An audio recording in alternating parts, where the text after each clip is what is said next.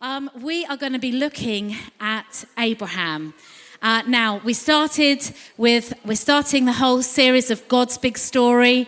We've looked at creation, and we're going to look at Abraham, and then we're going to spend the rest of this term camping out in Moses and looking at his story. So this is a real quick snapshot of Abraham.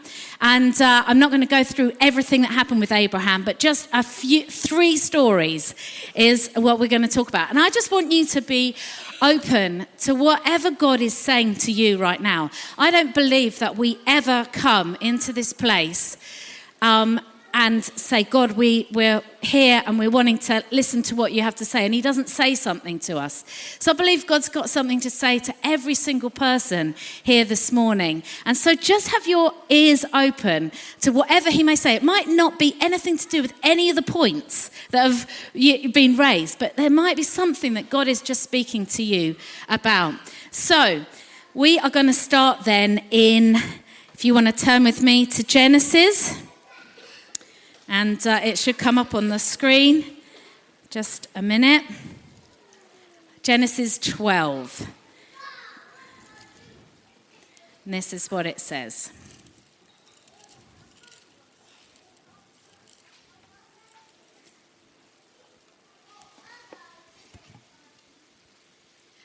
God told Abraham, leave your country, your family, your father's home, for a land I will show you. I will make you a great nation and bless you. I'll make you famous. You'll be a blessing. I'll bless those who bless you. Those who curse you, I'll curse. All the families of the earth will be blessed through you. So we're going to start at this story of Abraham. I'll call him Abraham instead of Abram, but that's what it was called later. But we're going to start at this story. It is the most amazing story, the story of Abraham, because, you know, sometimes when we think, oh, Abraham, he was asked to go and leave this place and go to this place. What had happened was his father had been asked to go. He had been asked to go to Canaan a long time before they actually moved. It says this beautiful little passage in Acts 7 where Stephen is just about to be stoned, and Stephen is one of Jesus' followers. In this passage in Acts, it says that Abraham was told way before they actually moved that he was going to move. He was told when his father was alive, and his father Terah had moved a little bit. He'd moved just 600 miles, but he hadn't done the whole thing. So Abraham had made a start when God speaks this into his life in Genesis 12. He'd made a small start. Now, the thing about life in those days was it wasn't quite like this, like our days. And it's really difficult sometimes when we've just got our mindsets when we read the Bible. But the Bible, what was actually happening in those days were that history for Abraham's people would be very circular. So history just went round and round and round. So in other words, Abraham and his family would have been in that land for years and years and years. They didn't think, oh, let's move somewhere. They stayed in the same place for generation after generation after generation. Their fathers would have done what their fathers had done, and their fathers would have done what their fathers had done, and they would have stayed in the same place. And their view of life would be that you would just join in the circle of life. You would just join in that circle and you would keep repeating it over and over again.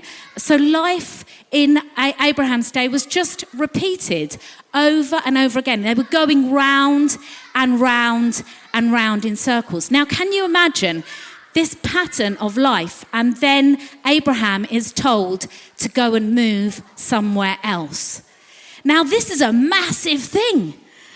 Okay, right. Move somewhere, it says in Hebrews, to somewhere completely unknown. Now, it's very hard for us to understand what it would mean to move somewhere completely unknown.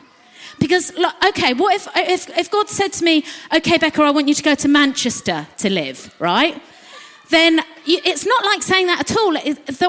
What God said to Abraham isn't like saying that at all. It's like I would know, I could go on Google Earth, right? I could go and see what Manchester. I've heard about Manchester. I've heard about I've heard about some of the things that are there. I know a little bit about. It's not unknown to me. Even if you said, okay, all right then, Becca, or we won't say Manchester. What about if you went to, like Russia? Well, still, I could still go and, if God sent me to Russia, I could still go and have a look, and do you know what? I'd know there was a road there. There's a road to somewhere I'm going. There's some shops there. Okay, what about, all right then, what if we say God sent you to Australia? I still would know. I still know that there's some, that in Australia, I could look on the internet, I could see where, it's very difficult for us to work out what that would feel like to go somewhere unknown. Do you know what I mean? For instance, they didn't have wherever we would go in the world, more or less, there's some sort of shop somewhere. Isn't there? Wherever we go, we think, oh yeah, well, I once went to Thailand. There was a Tesco's in Thailand. There's a Tesco's in Thailand. Well, wherever you go, there's some sort of shop. So, okay, some sort of water supply somewhere. But Abraham is not being asked to go where there is a shop or where there is water supply. We'd think, well, I'm not going anywhere there isn't electricity, wouldn't we? Abraham's going somewhere unknown. Completely. Well, I can't get this in my head, because wherever I would go, there'd be a road there, wouldn't there? Wherever God sent me, I reckon there'd be some sort of road. Were there roads? Were there maps? Did they know where they were going at all? No. They had no idea. So they set off on this journey. And it took, for their whole life, it had been, this is what you do, this is what you do, this is what you do, this is what happens in our life. And Abraham said, I'm breaking out of the circle. Where nothing new happened, he did something that created something new. He, with courage and with bravery, stepped out of his situation that went round and round and round, and he did something new. First thing I want to say today, what situations are you involved in that go round and round and round and round, that you need to say, I'm breaking out of this? I am making a choice that I will not go round and round and round this tree anymore. I am breaking out. I am doing something new. God is doing something new in me. What situations are there that we need God to speak that into? Second story is one of Abraham and Lot. So Abraham and Lot was Abraham's nephew. And he had come along with him on this journey. So they're along on this journey to this unknown land. And Lot and Abraham's shepherds, it says, have a falling out. And they're not very happy with each other because there's not enough land for them all. So there's a big falling out. And Abraham decides to do something very, very interesting. In front of them, there is some really, really good, luscious, it calls it in the Bible, really beautiful land that looks fertile and great. And the other side looks a little bit more deserty. And what happens is that Abraham says to Lot, you are going to go, and he says, we're going to separate because I don't want to have any more conflict, but you're going to go to this place and it looks beautiful and it's beautiful green grass and it's very fertile land. So he sends Lot that way and he goes the other way into the more desert land. Now, why do I say that story? I'm saying that because Abraham was generous with Lot. He gave him the better place. He gave him, Abraham could have said, do you know what, I'm the oldest and I've been travelling the most. You're younger than me, Lot. You go, you're my nephew. Off you go over here. You can plough the land and do that. No, he didn't say that. He did a very, very generous thing in saying, you go to the best land. The second thing I want to say is generosity breaks through in situations. Generosity and doing something that is over and above what somebody expects of you breaks something. It breaks something in our lives. Do you know what? When we're generous with our finances, there's something that is broken in us.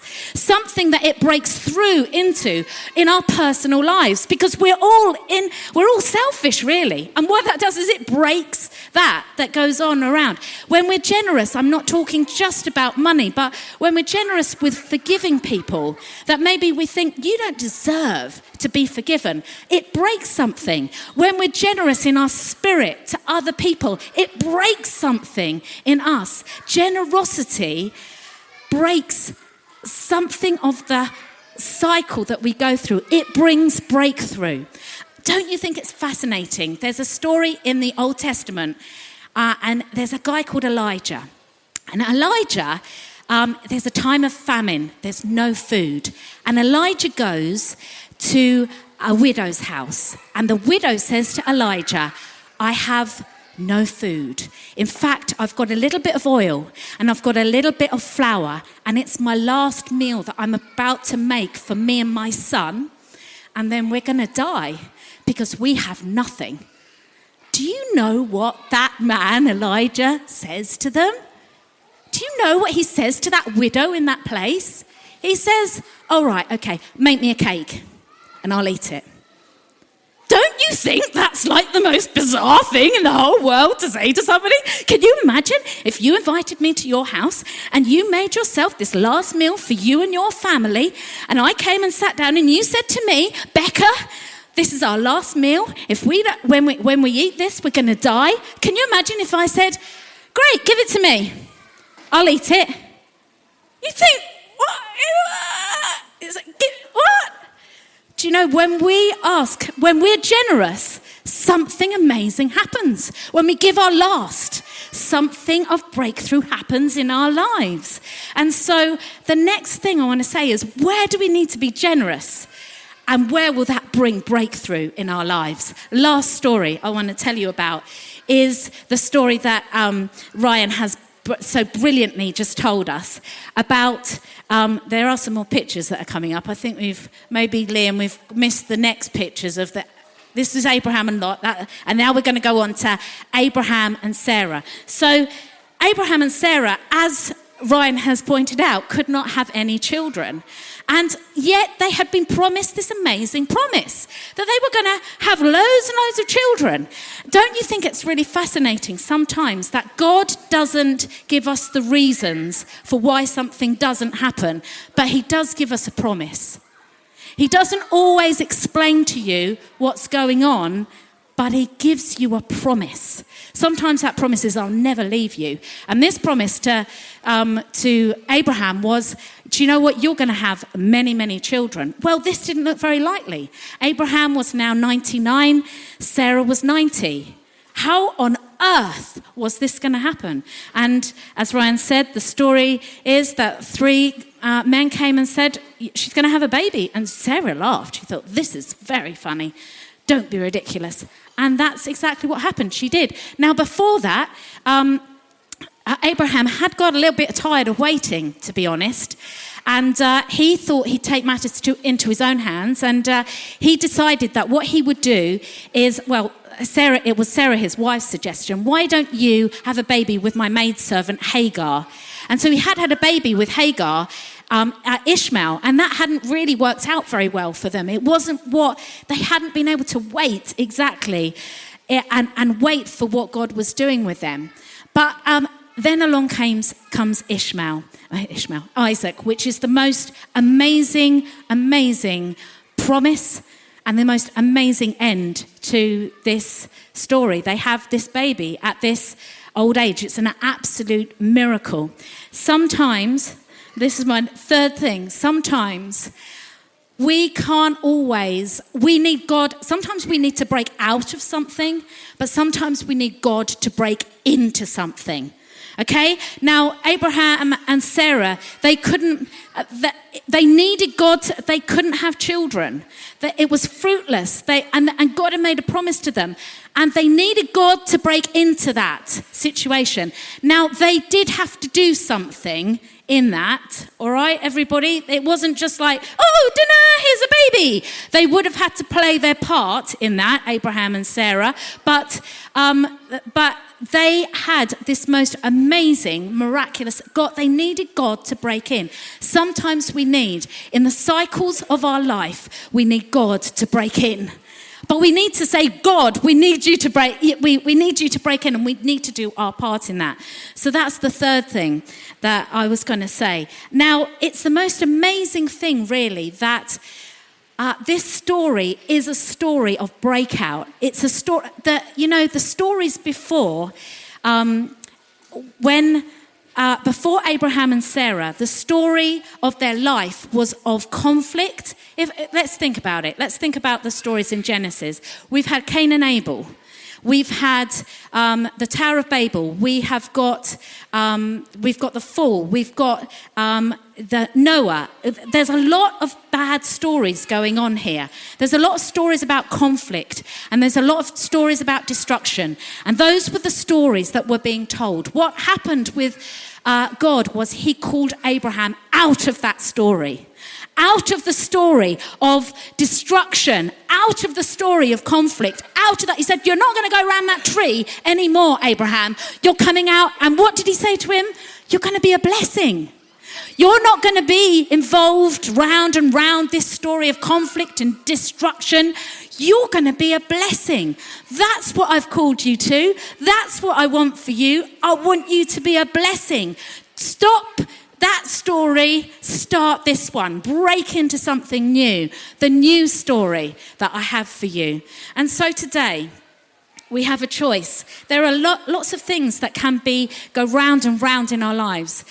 There are circles within circles. For instance, there are stories that we have with our sleeping, right? That maybe God needs to break into. Or maybe we need to break out of. There are stories in addiction.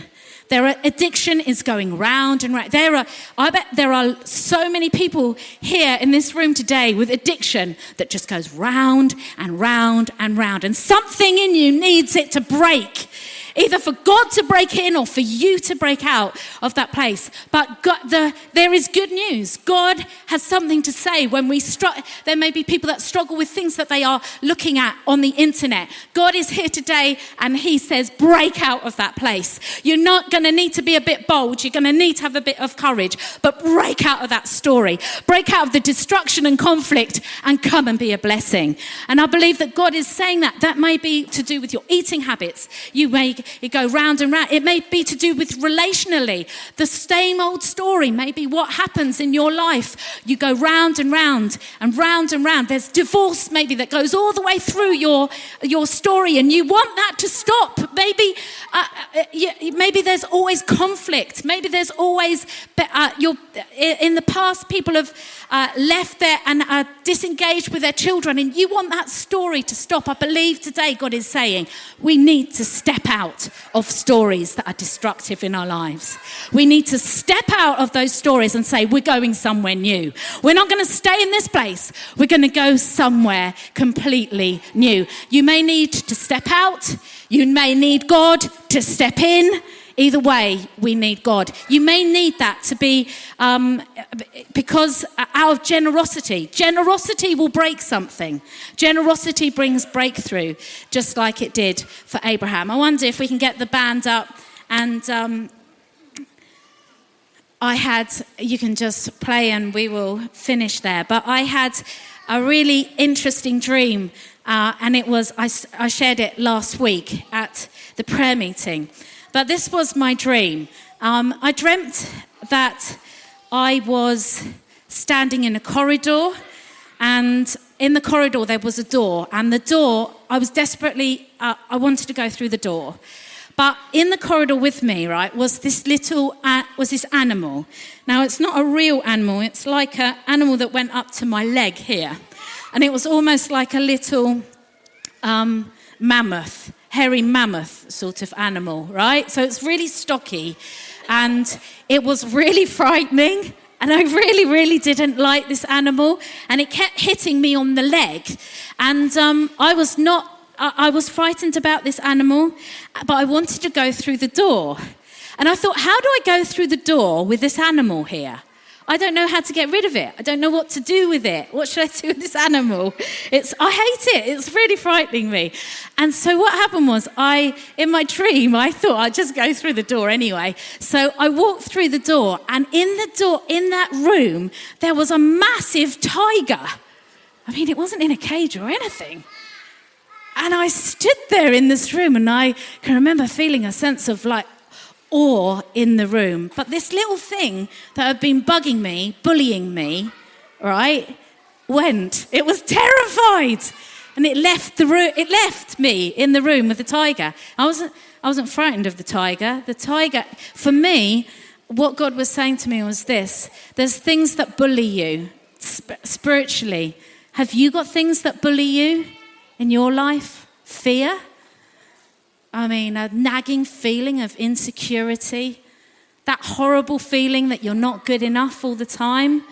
Are there things that you go round and round and round and round, feeling the same thing, and then you conquer it, and then you feel it again, and then you conquer it, and then you feel it again? What? Things that bully you? Things that just are nasty with you? And then you go into the room with the tiger. For me, the tiger was going into the presence of God. And it just felt like it went. It had to go. It had to leave because there was no room for that in that place. So let's stand up, shall we, together?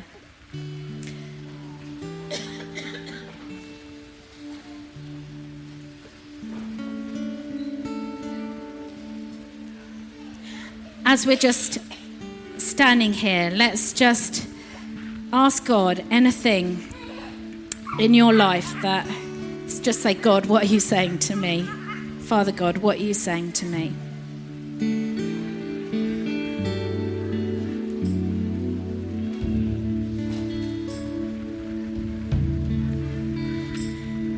There are cycles in our lives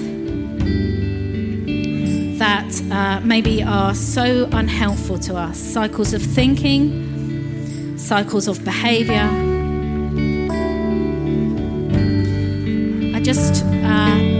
I don't think there's anyone here that doesn't have something that God can't speak into right now. So just listen to what he says. Some of you have been in a cycle of conflict and destruction. God is calling you to step out into a cycle of blessing. You will be a blessing. That was his promise.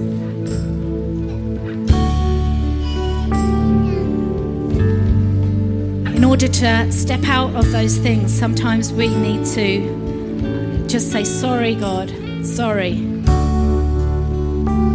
Sometimes we need to be brave. Sometimes we need to tell someone. Sometimes we need somebody just to pray with us.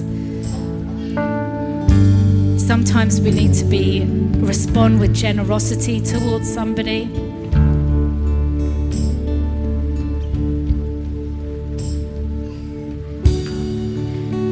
Just going to read Hebrews 11. By an act of faith, Abraham said yes to God's call to travel to an unknown place that would become his home. When he left, he had no idea where he was going. By an act of faith, he lived in the country promised him, lived as a stranger, camping in tents. And by faith, barren Sarah was able to become pregnant, old woman as she was at the time, because she believed the one who made a promise would do what he said. That's how it happened. From one man's dead and shriveled loins, there are now people numbering in the millions.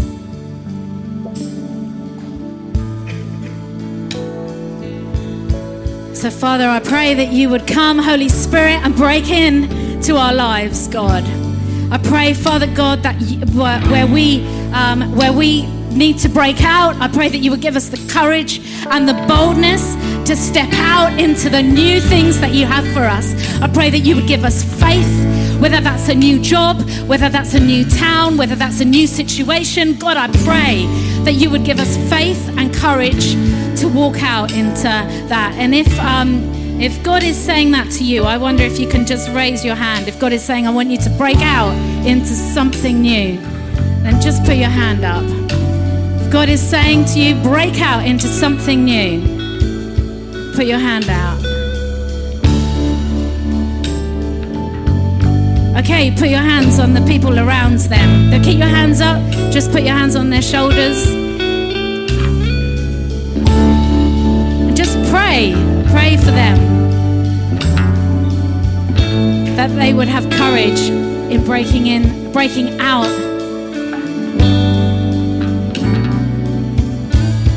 Just pray blessing on them.